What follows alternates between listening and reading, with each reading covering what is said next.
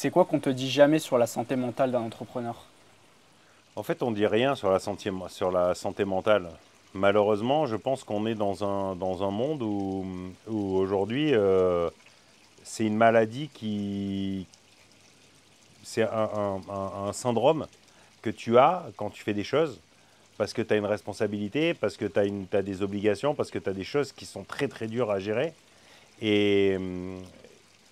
et tu es obligé de mal le vivre. C'est très très dur. Et que tant que tu ne l'as pas vécu, c'est pour ça que souvent les entrepreneurs se sentent bien avec d'autres entrepreneurs parce qu'on partage les mêmes soucis. C'est vrai que moi, j'ai vécu des moments, quand tu n'as pas l'argent, que tu as des responsabilités salariales de tes salariés, d'entreprise, d'impôts, de fiscalité, de famille, de tout ça, euh, tu peux pas faiblir. Ce que je disais, c'est des fois, en fait, c'est très difficile quand tu n'as pas le choix, tu dois y arriver.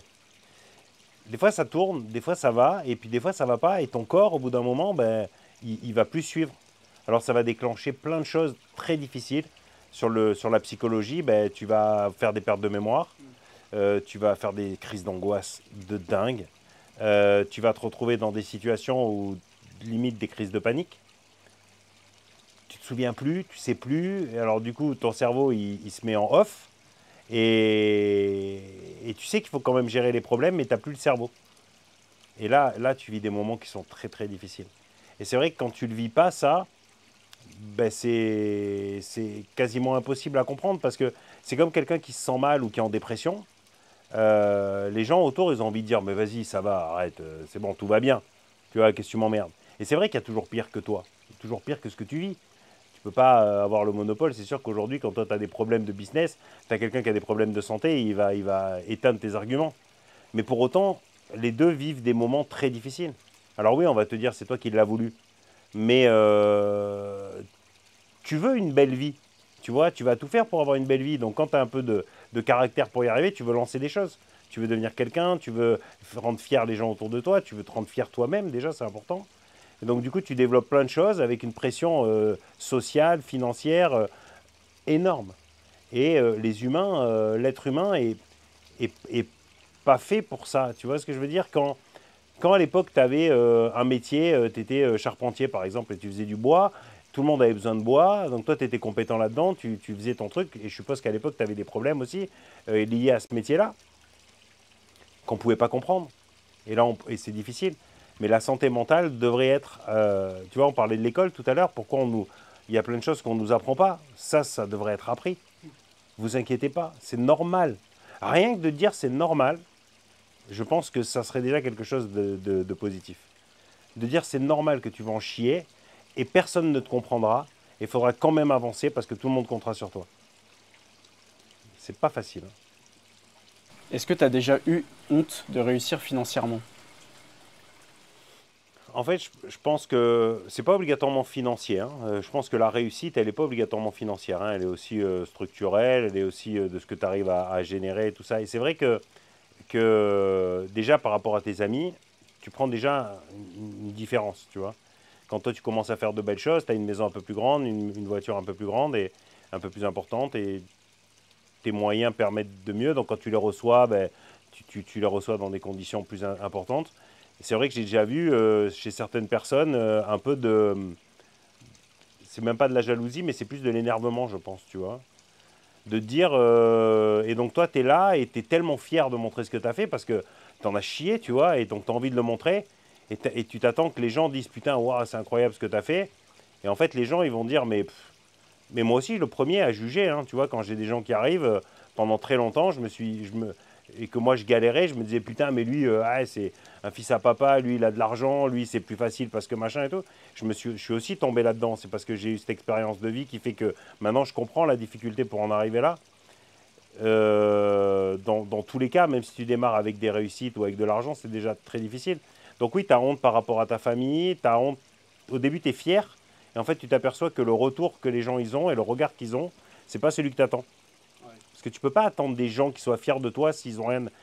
Tu vas avoir des gens, ta famille, tu vois, par exemple, typiquement ton père, ta mère, vont être fiers de toi parce que tu réussis dans la vie et que eux, c'est le seul but qu'ils aient, c'est que tu réussisses. Quand mes enfants ils réussissent, ils font des choses bien, je suis tellement fier d'eux.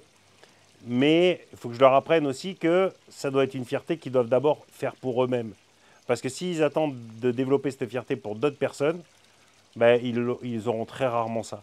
Ou alors des gens qui auront envie de profiter de cette situation-là et te dire que tu es incroyable. Et le jour où ils sortent de ta vie, ils vont te dire ouais, t'es qu'un connard, alors qu'en fait, au début, ils trouvaient que c'était incroyable parce qu'ils avaient quelque chose à gratter. Au même titre que moi, je vais trouver quelqu'un incroyable parce que je vais trouver que c'est génial avec l'expérience. Au début, quand j'ai démarré ma vie, quand quelqu'un réussissait et que j'étais près de lui, j'étais content de dire putain, c'est génial et tout. Je trouvais que c'était génial parce qu'indirectement, au fond de moi, je me disais putain, j'ai quelque chose à placer là-dedans aussi, tu vois. Maintenant, avec le recul, avec le temps, l'expérience, ben, quand quelqu'un y arrive, tant mieux pour lui, tu vois. C'est très bien. Moi, je suis très content et j'ai plus à attendre après les autres parce que j'ai ma réussite à moi, tu vois. Mais parce que j'ai une certaine expérience qui fait que voilà. Donc oui, c'est pas facile socialement à se positionner par rapport à ça. Surtout quand tu fais les choses, tu as envie que les gens ils le voient et qu'ils le comprennent à cette, tu vois. Mais ils l'ont pas vécu, donc ils peuvent pas le comprendre. Donc ouais, c'est pas évident quand même sur le long terme, quoi. Sur la famille, sur les amis, sur tout ça, ben, c'est pour ça que tu perds tes amis. Il y a plein de choses que quand tu montes socialement ou que tu fais des choses, ben, tous les gens avec qui tu traînais avant qui n'ont pas fait la même chose, ben, eux, tu vas les énerver. Pourquoi tu dis que l'industrie musicale aujourd'hui elle est devenue toxique? En fait, je sais pas si elle l'est devenue ou si elle l'a toujours été. Moi, je la connais maintenant, donc j'ai l'impression que l'évolution, plus je la comprends, plus. Alors, j'ai tendance à dire qu'elle le devient. Peut-être elle l'a toujours été. En fait, tu as des industries monstrueuses qui génèrent de l'argent avec ça, avec les artistes depuis des années. Pour pouvoir exploiter un artiste et pouvoir prendre un risque sur un artiste, en général, tu es obligé de- d'utiliser plusieurs canaux et d'utiliser donc plusieurs artistes. Donc tu finances plusieurs artistes. En sachant très bien qu'il y a un truc, c'est qu'en gros, sur 10 artistes, il y en a un qui va marcher, qui va compenser la perte des 9. Et pourquoi c'est compliqué comme métier? C'est parce qu'en vrai, l'objectif des maisons de disques, c'est pas de perdre de l'argent pour que tu te développes. Eux, comme je dis, tu as un moment où tu démarres avec un artiste et tu as une date de fin. L'artiste, lui, c'est toute sa vie. Donc pendant le laps de temps où tu as l'artiste, il faut générer de l'argent. Donc tu prends des artistes et quand les artistes, il y en a un qui va exploser, ben, tu vas te concentrer sur lui. Et tous ceux qui ne vont pas exploser, ah, c'est dommage, mais c'est une réalité, ben, tu vas plutôt avoir tendance de dire ben, on les met de côté. D'où ce truc de dire souvent c'est des artistes placards qu'on met de côté parce que voilà. C'est pas parce qu'ils font de l'ombre ou quoi, comme j'ai pu l'entendre. C'est juste parce que c'est des artistes qui sont pas assez bankable par rapport aux investissements. Et les mecs vont se dire bah attends, j'ai progressé de 10%, donc si tu mets plus d'argent, je vais progresser de 20%. À côté, tu as un artiste, lui, progresse de 50%. Donc tu vas vouloir plutôt aller vers lui. Donc tu mets plein d'artistes sur le côté avec des contrats très durs qui font que le mec est bloqué dans le temps. Et donc leur vie, elle s'effondre. Et le modèle économique est mal fait. C'est pour ça que Deepster, aujourd'hui, quand nous on l'a créé, c'était une plateforme qui permettait, on ne faisait pas de promesses. On n'allait pas dire aux artistes, putain, avec nous, tu vas te gaver. Non, nous, on est là, on t'apporte un outil pour distribuer ta musique. On n'est ni responsable de ta réussite, ni responsable de ton échec, et on ne prend pas plus d'argent sur ta réussite, pas plus d'argent sur ton échec. Fais ta vie, tu paieras la même chose que tu réussisses ou que tu ne réussisses pas. Après, on a des outils qui permettent de financer les artistes qui arrivent. Et bien entendu qu'on ne peut pas financer tous les artistes. On en a 30 000 sur la plateforme, ou presque 40 000 maintenant. On ne peut pas financer tout le monde. Donc on finance ceux qui marchent le mieux et on leur apporte des solutions de financement de back catalogue. Mais jamais de marketing, jamais de suivi, jamais d'idées artistiques. Ce n'est pas notre métier. On n'a pas des DA qui vont commencer à t'inventer un truc pour... parce que ça aussi, c'est très compliqué, tu vois, dans l'industrie musicale. Donc voilà, je pense qu'aujourd'hui, l'industrie comme elle est générée et de la manière dont elle doit être faite pour gagner de l'argent, et il y a une telle concurrence que tu ne peux pas juste te concentrer sur ce qui fonctionne parce que plus tu fonctionnes, plus tu deviens bankable, donc plus tu as une concurrence énorme dans les maisons de disques. Donc les maisons de disques, elles prennent plusieurs artistes au détriment, c'est triste, c'est comme ça, mais moi, encore une fois, il y en a qui vont me dire sur les « ouais, mais autant laisser la chance aux petits et tout ». Et ça, j'ai envie de leur dire « mon pote, me dis pas ça sur les commentaires. Prends ton oseille et va investir sur un mec parce que tu y crois. Et une fois que tu auras perdu de l'argent et que tu continueras à investir sur lui, malgré juste parce que tu y crois et que tu te mettras à mort toute ton énergie, ton argent, là tu pourras donner un avis et là je te respecterai dans ce que tu dis. Mais si c'est juste pour dire ouais mais il faut quand même financer et tout, le dis pas. Ça sert à rien parce que tu ne l'as pas fait. Si tu finances un artiste qui perd de l'argent, au bout d'un moment, tu ne vas plus pouvoir le suivre, surtout si tu en as qui en gagnent. C'est une réalité. Et donc, l'industrie est toxique. Mais comme dans tous les métiers, si tu as un salarié qui est hyper compétent ou un mec qui est hyper compétent dans un truc, ben, tu vas plutôt avoir tendance à privilégier celui-là que celui qui voilà, qui n'est pas aussi bankable. C'est comme ça. Mais c'est vrai que c'est vrai que ça peut être très difficile quand tu mets toute ta vie là-dedans et que tu t'imagines qu'une maison de disques, ça va changer ta vie. Non, oublie ça. Parce que si tu es le mec bankable, ben, tu seras bloqué, mais ils vont t'aider. Par contre, si tu es tout le reste, ils ne feront rien pour toi. Et donc, autant venir chez Dipster. C'est pour ça, c'est notre philosophie. Débrouille-toi par toi-même, monte tes équipes, gère ton truc. Et au moins, comme ça, il n'y a pas cette ambiguïté-là, tu vois. Tu penses que c'est encore possible de réussir en France aujourd'hui? Moi, je suis fièrement patriote de mon pays. J'aime ce que ça représente, le côté éducation offert à tout le monde, le côté santé, il y a plein de choses qui sont incroyables. Le côté, on va dire, développement culturel, tout ça, c'est incroyable. Maintenant, on se positionne à ce que font les autres pays. Et il y avait un gars que je regardais qui voyageait dans tous les pays, c'était son métier. Ouais. Ils lui ont posé la question où c'est le pays le plus agréable à vivre. Clairement, c'est la France. Okay. Et donc on se plaint beaucoup, parce que c'est vrai que c'est très dur d'y arriver ici. Mais en parallèle, on est quand même protégé. Tu vois ce que je veux dire? Moi, quand j'ai tout perdu, on est venu m'aider, tu vois. Alors c'est vrai que je paye très cher. Des fois, j'ai envie de me barrer. J'y ai pensé. Et je me dis, je me barre pour aller faire quoi? Gagner une simplicité de vie?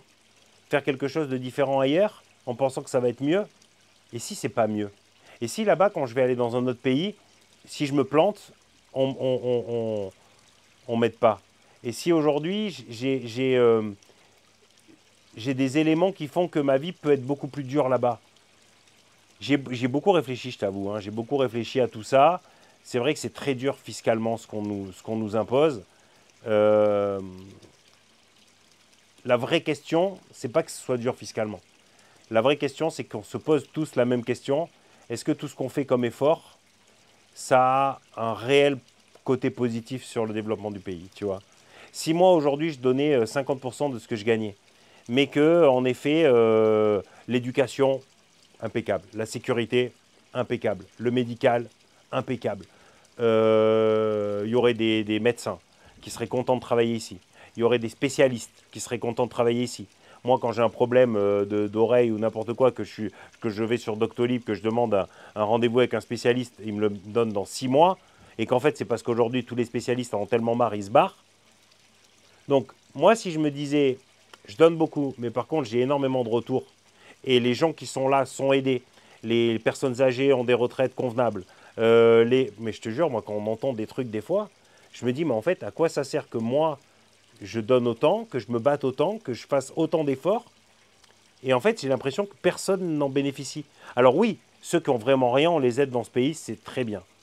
Mais putain, je pense qu'on pourrait faire beaucoup plus. Et moi, je serais très fier de donner. Et tu sais, il y a des trucs aujourd'hui.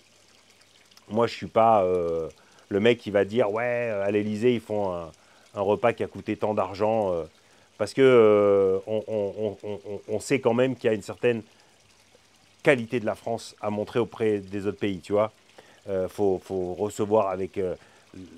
mais c'est vrai que ça peut être quand même putain de dur. Quand tu es là, tu n'as rien, tu payes tes impôts, tu n'as pas assez pour finir à la fin du mois. Tu vois la délinquance, tu vois les problèmes qu'on a dans ce pays. Tu n'arrêtes pas de voir des personnes âgées qui n'ont pas de quoi finir leur mois, qui sont obligées de faire la manche alors qu'ils ont travaillé toute leur vie. Et là, tu te dis, mais il y a quand même un écart énorme entre ce que les gens vont pouvoir vivre dans la vraie vie et ce que les autres, dans le gouvernement et tout ça, instaurent. Et c'est là où c'est malsain et ça démotive, tu vois. Quand tu as des hommes politiques ou des femmes politiques qui vont dire on n'en a rien à foutre de ce que fait des problèmes de nos agriculteurs, moi, je suis au pouvoir à ce moment-là, j'en fais un exemple. Tu vois ce que je veux dire? J'en fais un exemple. Je la vire sur et je lui demande de faire des excuses nationales. Parce que tu peux pas quand même cracher sur l'être humain comme ça. Et donc je me dis, oui, donner, oui, partager, oui, pour que tout le monde soit heureux. Et oui, si j'ai des facultés pour pouvoir faire de l'argent, c'est normal que j'en donne et je suis très content d'en donner. Maintenant, j'en donne dans un gouvernement qui, les bases de ce qu'on devrait faire ne sont pas respectées. Et là, ça me gêne. Et là, ça me gêne de me dire que ma vie est impactée par des décisions financières qui n'auront même pas d'impact positif sur les gens qui ont été là avant moi. Et donc, je me dis, cotiser pour une retraite, alors qu'on sait très bien que j'en aurais pas. Créer autant de choses, alors que je vais taxer à mort le jour où je serai plus là, pour mes enfants. Et donc, je me dis, putain, mais en fait, à quoi ça sert que je fasse autant d'efforts pour que la base, elle soit pas respectée? Tu vois ce que je veux dire? C'est juste ça qui me fait du mal. C'est pas le pays en lui-même, c'est pas les taxes qu'on paye, c'est juste que pourquoi c'est mal réparti comme ça? Pourquoi c'est voilà. Et là, il arrive un vrai sujet de société. Est-ce qu'aujourd'hui on a un gouvernement ou des gens qui ont un intérêt à que ça se passe bien, ou est-ce que l'intérêt du gouvernement, c'est de faire en sorte que tout le monde soit nivelé vers le bas pour que tout le monde ferme sa gueule? Et j'aurais plus tendance à penser que c'est ça. Ou alors c'est vraiment une incompétence incroyable. Et j'espère de tout cœur qu'un jour un politique arrivera et dira « je vais mettre un spécialiste de la famille, une personne qui a déjà une famille, je vais mettre un spécialiste de la santé, un chirurgien qui a géré un hôpital plus qui était chirurgien au plus bas de l'échelle, puis il va comprendre les fonctionnements ». Moi je m'étais dit aujourd'hui, alors j'ai jamais eu de prétention de faire de la politique parce que je pense que j'aurais pas les épaules. Et puis de toute façon, j'ai vu par historique que les gens qui ont fait de la politique, en général, faut avoir ce caractère politique. Mais c'est vrai que j'aurais tendance à me dire, pour des sujets aussi spécifiques, je mets des spécialistes. Tu vois? Et pas des gens, ah ben tiens, ça fait 20 ans elle saute de gouvernement à gouvernement, on va la mettre à la culture, on va la mettre à la santé, on va la mettre... Enfin, c'est complètement illogique. Et donc, je sais pas. J'ai envie d'y réfléchir parce que ça me fait du mal au final.